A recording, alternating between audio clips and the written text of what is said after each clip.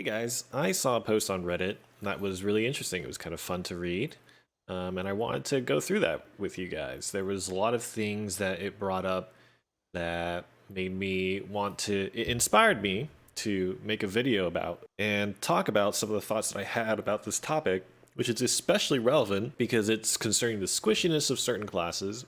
And as a mainly Arcana channel, moving into playing Reaper as well. Obviously, this is very relevant to us, right? A lot of our perception in the community and how you can get pug groups and stuff like that, a lot of this is tied into this sentiment. So let's talk about that a little bit. So let's start out by reading the post. The title is, I wonder if the squishiness aspects of classes are overrated. It says, I've been thinking about this for a while now, merely because of how often every streamer out there keeps saying how squishy Gunslinger and Reaper are. In terms of armor coefficients, he talks about the armor coefficients here and calculates it out to be 5% more damage than the mages. I haven't really done the math. I generally saw the armor coefficients, but I didn't bother to see how much that affects the damage that they take. And he says, I have both a Sorc and an Arcana. Cool, he's an Arcana player. And my 1465 Arcana doesn't even need pots in Vicus hard mode if I have a support. Especially if you have a good support and you're playing pretty well. You don't even have to be playing perfectly. I would say this is pretty true. 1490 Sorc doesn't even use pots while bussing Vicus. This guy's a gamer. I feel like once you have 10 to 15 eye level above the minimum eye level, squishiness basically doesn't matter anymore. How do you guys feel about this? I would especially like to hear Gunslinger players' thoughts and even Reaper players from different regions. I guess I would have to preface this conversation by saying that I probably have a very biased view. Okay. My first class that I made in Lost Ark was Gunslinger. My second class was Deathblade. And then from there, I made a bunch of other classes, but now I'm playing Arcana mainly. So I trend towards these classes that are squishier. Also, basically right from when I could get it from the books, like when I hit max level, I've basically always been playing with level 3 Grudge. When I was raising my Gunslinger and my Deathblade, it would basically be like class engraving and then Grudge for me. So why I say that this would give me a biased perspective is that basically the only world I know is that world of playing Gunslinger with Grudge or Deathblade with Grudge or whatever, Arcana with Grudge, right? I've never really played a Gunlancer. I've played a Destroyer a little bit, but I haven't played numerous other tanky classes. Even my Bard right now, I have an alt Bard that I play very casually. I don't have heavy armor on the Bard. I would just urge you guys to recognize that there is a gap in my perspective here. And how this could manifest is, if I were to give you my personal opinion on this topic right now, I don't feel like these squishy classes are that squishy. Some of the impressions that I feel like we were getting from before Lost Ark was being released is that these classes like Gunslingers or Sorceresses or even Deathblades a little bit, which is a bit strange, which is that they would get one-shot by certain mechanics, right? And that the damage was so severe that they would get one-shot, and that is definitely not the case. And there's also different perspectives to have about what the tankiness of a class actually even is. Because you could say that if there's a class that didn't have a spacebar dodge and couldn't move around, but had like maybe above average health, you would say that that class is still pretty vulnerable to being attacked, right? Because you don't have the mobility to move out of mechanics and to move away from attacks. Now, obviously, there's no class that exists in the game that's like that. Every class at least has a spacebar dodge, right? But it's just to illustrate the point that, like, sometimes things like mobility skills, push immunity, these things matter as well, aside from just your defense coefficient, your health level, and the shields that you might be able to provide, right? There's a lot of dynamics that play into the tankiness of your class. So I've never really felt like the classes that I play were super squishy inherently, but then again, maybe I play a Gunlancer and I realize that like I don't have to learn the game to the degree that I've naturally learned to play it at because I've only ever played one version of the game, which is Grudgeslinger, right? Or like in the case of Arcana, Grudge Cursed All Arcana, right? So that's something that you have to be super aware of. And then the second thing that I think makes this conversation very difficult is that very naturally, different people will find different classes to be more or less comfortable based on how they like to interface with the game. Let me give you an example. From my perspective, Gunslinger is a pretty forgiving class. As a player, I spend a lot of time and effort, one, watching boss moves and attacks, and I also really like the mechanical aspect of playing games in general, but playing Lost Ark. What does this mean for when I play Gunslinger? Well, the swapping of your weapon set and utilizing different skills, I don't see that as much of a barrier. These things become muscle memory for me fairly quickly. However, that is not to say that that's the case for everybody, right? There might be people out there who can spend much more effort and time trying to learn the Gunslinger's loadout and get used to weapon swapping, and they just don't have that tendency to figure that out. In some ways, the beauty of Lost Ark as a game is that there are a variety of classes out there that some people feel like Gunslinger is easier and some people feel like Gunslinger is harder, and I think that's great, right? It means that there's a different representation for each player. Maybe they feel like they're more comfortable on something like Destroyer or Berserker or Gunlancer or something, or maybe some players feel like they're more comfortable on Sorceress, right? Maybe they like playing Reflux, maybe they like playing Igniter. It all really depends. And so I think that's also something to take into consideration. So with that, I'd like to dive in and really kind of dig deep into some of the thoughts that I've had. And I've written them out all on Notepad. So if you guys want spoilers for what I'm going to talk about, you can look deeper into Notepad. You can skip around, whatever. But I just want to like share some of my thoughts about these things and talk about how this will relate to the classes that we like to play, Arcana, Reaper, Gunslinger, maybe, whichever it is that's most appropriate for you. Here we go, from the top. From the top. Tankiness, as I understand it, I think has a few things to consider for what that actually means, right? What does it mean when you play a class and you feel like it is very exposed? Well, I like to think of it in a few ways. One, how active can you afford to be? Now, this can maybe be equated to uptime. How active can you play the class? How freely can you press the buttons of your class without worrying about backing yourself into a corner? Okay. So, for example, I might say, like, one of the most notable things when you play Gunslinger is when you use Focus Shot, and the only way you can cancel that animation is with your spacebar dodge. This might be one of the harshest moments of a Gunslinger's rotation because you need to be, one, very aware of the fact that if you commit to this longer animation, you need to make it through to the end without needing to interrupt yourself. And two, if you do need to interrupt yourself on the off chance that you mess up and you do need to interrupt yourself, you have only one option to do that, which is to use your spacebar dodge, okay? Newer Gunslinger players, they'll make the mistake of using their spacebar at some point in time and then going into their focus shot and then they'll get smacked because of it. That usually, I think, is a big contribution to when people get into trouble with their classes.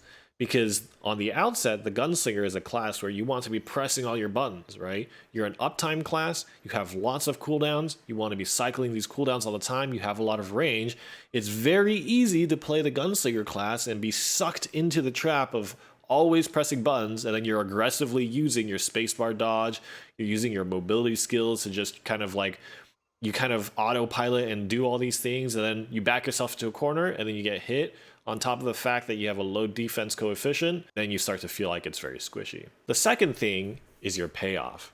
Now, this conversation is actually, there's a lot of branches that this conversation can go in. But for simplicity's sake, if your class has a high payoff for a smaller portion of its kit, in some ways, it makes your class a lot safer, right? Let's take, for example, an Igniter Sorc. In many ways, an Igniter Sorceress is a very, very squishy class. You have less mobility, you want to save all your meter to activate Igniter, where most of your damage happens.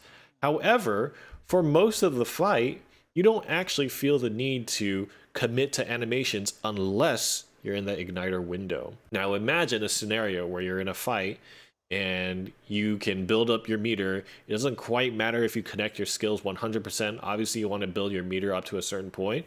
But let's say your party wants to use all their burst skills during some kind of a stagger or a counter. Well, the only time you actually expose yourself to use Igniter is when the boss isn't doing anything, right? And from that perspective, you can see how, okay, well, maybe Igniter is pretty safe because outside of your Igniter window, you can kind of just focus on living most of the time. And you can kind of swim through content in that way. And then the payoff for that, right? The payoff for hitting buff stacking, synergy stacking, stagger opportunities with your igniter up is gigantic. Obviously, as we know, igniter swords do some of the biggest bursts in the game, and they get huge payoffs. So I think this affects your perceived squishiness as well. For the amount of risk that you take on for doing your damage, how big is the payoff? Finally, there's your actual survivability. This is fairly simple. How much damage do you take?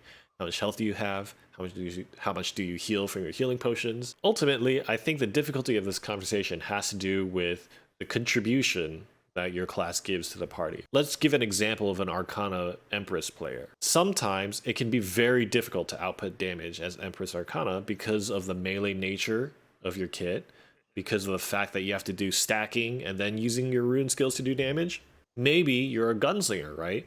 And because all your attacks are backloaded, if there's a boss that goes invulnerable for frequent amounts of time, and it's very easy for you to miss out on your damage because the boss will attack you while you're doing your animation and you don't get to the last portion of your animation where the payoff is, and then you have to dodge away. Now, not only are you undertaking the risk of you being low survivability in terms of health and defense, but you also can't put out damage, then your contribution to the party is pretty poor. These things ultimately factor into the impression of your class for the low output that it may or may not have, or the high propensity for you to die during a pool. As frustrating as it can be, if you're playing Empress Arcana or you're playing Gunslinger, and you feel like you have to take risks to improve your output because it's really difficult to get yourself openings, and so you end up playing more risky to try to make up for the fact that your uptime is so poor, then you make mistakes, then you get hit, then your survivability really matters a lot, then it is really painful. On the flip side, from my personal experience, again, as somebody who's played Gunslinger, Deathblade, Arcana, right, all these very squishy classes, quote unquote squishy classes. I don't actually think Deathblade is that squishy. From my perspective, all the content was pretty manageable. Progressing on Clown, on Arcana, definitely there were moments where there was a lot of damage, but the game kind of felt the same to me, right? If you respect the boss's attacks, then you don't really get hurt that much. I think there were very rare, I'll say this, unless it was something that actually was supposed to one-shot you, I didn't actually get one-shot by anything. Usually if I died, it's because I let my health drop a decent amount, and then I got hit by something that I really should not have gotten hit by. Now again, that missing perspective, probably if I played something like a Gunlance or something like that, I wouldn't have died, right? So there is that to consider. But I think this is within reasonable expectations for how you should play the game and how you should watch out for your own survivability, right? I don't think the standard for the game should just be tanking attacks generally that a boss throws out at you. I think the majority of attacks you should be able to avoid. So with that perspective in mind, let's talk about how this impression of the squishiness of these classes came about, okay? Where does this impression that these classes are highly unreliable come from? Now, I don't think this post on Reddit, I think, either intentionally or unintentionally, kind of frames the conversation as in streamers were kind of providing a false narrative, right? And I don't think that's the case. I think they're just giving their personal experience on the game and how they've kind of experienced the game, probably mostly in the Korean region, right? Now, I think there's a degree to which the OP of this Reddit post probably has some valid point here. Let's talk about the economy of pugging, okay? Now, to my understanding, I think the game in Korea had a lot of pugging, right? A lot of people use a party finder, and pug culture is very big there. To be able to pug content is very important. How people organize their clear groups, their learning groups, even their bus groups, right, is very organized, and there's a lot of etiquette and rule set to go along with that. So for a community that is so pug-centric, we really have to understand what the economy of pugging is. And what I mean by that is the eventuality of how the psychology of the players are, how their goals align, and how that system comes to be based off of those goals. What does the player base want to do at any moment in time? I would say the majority of the player base, and I think this is true in North America and Europe as well, is that they want to clear the piece of content that they're doing. There's a moment in time where you're doing learning parties, and then once you personally have learned the fight, if you go into the party finder and into the pug arena, you're usually looking for a party that's up to your level of experience, or in some of the more nefarious cases, you're joining a party that's a little more experienced than you are, right? How many times have people joined clear parties and they're like, they haven't cleared it themselves, they just barely have the experience to get the clear, but they're kind of stretching it a little bit, right? It's not that bad in these clear party cases because you could say that a clear party is just experienced enough to be able to clear. But what about alt re-clear parties? There's a good amount of people, I think, that join these parties that aren't really up to that level yet, but they have the personal confidence that they are, but they join these parties anyway. All that to say is, in general, it is much more likely, especially the longer the game exists, for players to want to be in clear parties, right? They want to clear the content. They don't really want to play in learning parties. Now, there are some externalities, right? Some people really enjoy doing learning parties, but I would say that in general, that is very uncommon. With that in mind, how effectively can they achieve their goal? If you want to be in a clear party and you're trying to optimize your ability to achieve the goal of clearing, then you run into a few issues. Combined with point number 3 here, where there really is no good way to foresee a party's success metric. There's no way that you can find a player and look at the history of their Legion rating and see, like, okay, do they wipe a lot? Like last week when they did the group, when they did Vicus, I could see that they messed up this, they messed up that, all right? Or like in general, they're almost always dead at the end of Volta and stuff like that. You just don't have that information available to you. I guarantee you, if that information was available, there would probably be some kind of a standard. And if you're a player who has, like, I don't know, come up with some stat, right? If that information was available, I guarantee you there would be clear parties with gatekeeping metrics that said, if you die X times per pool, right, then you're not allowed to join this group, right? People would gatekeep in that way. And there would just be some moving average of, like, what is gatekeeping enough where you can still make a party, but kind of like optimizing for the goal of having this party be a clear. So with that in mind, what do people do in our real world of how Lost Ark is presented without that information of being able to see a player's past and how well they do a Legion raid? Well, if you're a Pug player and you're looking to clear a Legion raid, then what you're going to do is you're going to pick classes that you know maintain the appropriate amount of output, right? You do enough damage. You have enough synergy, you give enough buffs, and maybe even a support, right? You give enough healing, you give enough defensive capabilities. In the simplest way possible, which that means the least opportunity for player-induced failure. So let's go all the way back to the top of this video when I talked about I don't feel like Gunslingers are that squishy, or Arcanas are that squishy, or whatever, right? You'll notice that the caveat that I had to that statement is a lot of the things that make a Gunslinger or an Arcana less squishy, they're player-induced skill sets. In many ways, you could say the Gunslinger is very tanky because you are highly mobile. And you almost always have a mobility skill at your disposal. You can dash and dodge and dip and dive out of every single mechanic that comes at you. Your mobility skill, I might be talking out my behind right now, but I don't think there's a single fight in the game that will actually run a Gunslinger out of their mobility toolkit. Right? Like if you wanted to dodge everything, you could easily, between like moving out of stuff, using your spacebar dodge, using any of your pistol mobility skills, you could probably have an option for every single mechanic that would come at you. This is a player-reliant behavior. Compare that to something like Gun Lancer, where there's much less agency, right? You have a lot of your defensive capability with a lot less of that player-induced risk in there. This is what I'm talking about. When you have no ability to foresee a party's success metric, you can't see if this player is actually up to snuff. You don't know, you can't trust how good an individual player is when they join your party.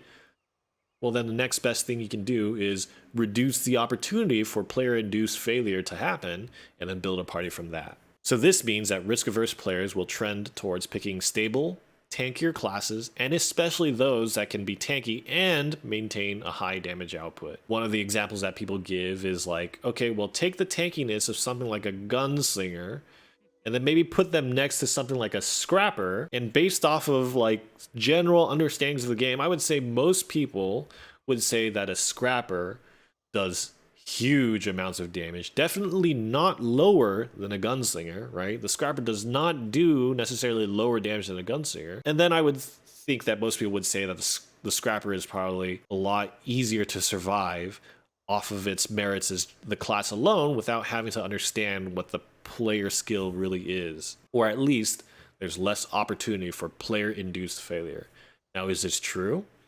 I don't really know. Scrapper is a melee class, right? That might provide a lot of difficulty for the player in certain cases. This is kind of like the difficulty of pug culture. It kind of is just a best guess, right? People are just based on the mood of the month, right?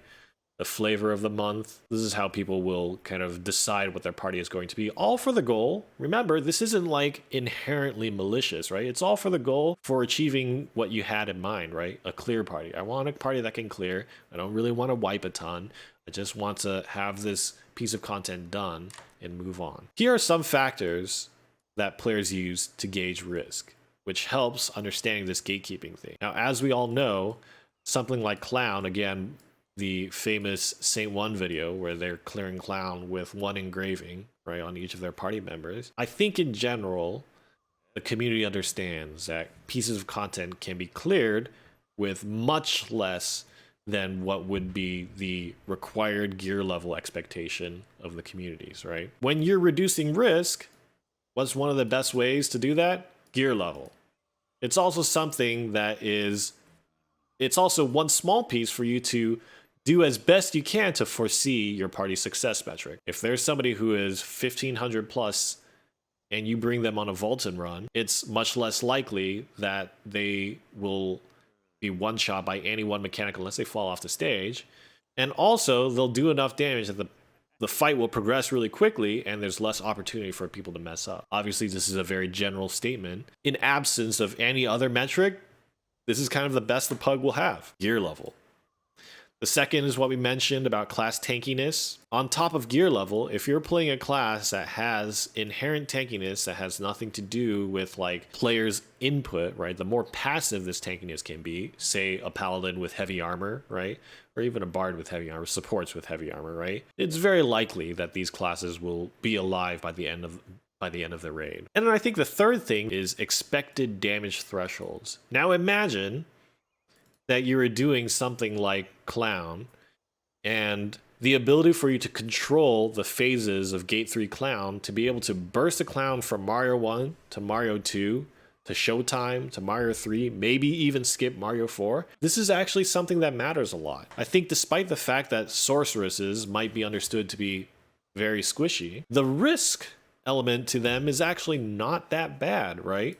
Because they do enough damage that you can actually push a fight so fast based off of the way that boss fights work in Lost Ark as we understand it right now. It's a worthy trade-off, right? It's worth it to bring an Igniter Sorceress if you push through phases and then the fight becomes very clear and understandable.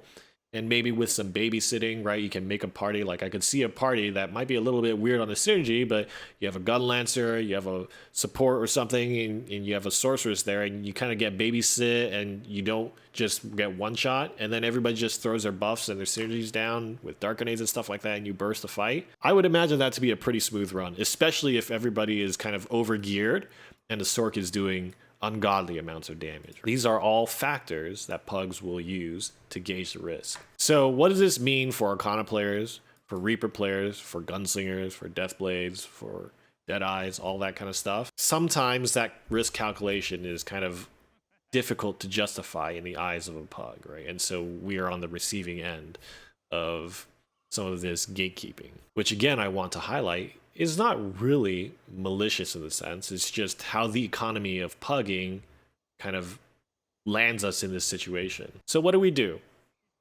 I'm pretty sure you guys already know a lot of these solutions. By far, the best way is making a static. It's probably preaching to the choir, but making a static is by far the best way to overcome this. This isn't easy, especially if you aren't that keen on social interactions.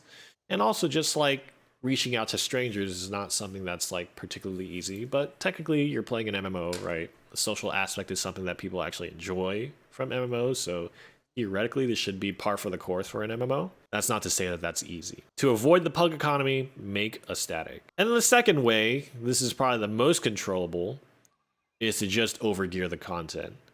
Because overgearing the content will help alleviate this first level of gear level, right? And it'll also somewhat alleviate the third level. If you're an Arcana player and you're like, I don't know, let me give you a very exaggerated analogy. If you're like 15-15 or something, and then you go apply for an Argos party, well, you can kind of like get hit by a lot of stuff, potion through a lot of Argos, and do enough damage that it kind of like it validates the fight, right? Like there will be a point when you're way over geared that it just doesn't matter. Now, obviously, this is a crappy example because unless you're bussing it, who would actually do Argos at 15-15 unless you're like really keen on some kind of RNG drop on cards or something. I don't know. Finally, I want to add that this is not to say that like your actual performance is a non-factor in these things. Just because people can't foresee a party success metric based on the skill of the player, you yourself have the agency to improve, right? So the best that we can do is make a static, super overgear as you can, and then just play really, really, really well. And I'm sure this will help in making a static.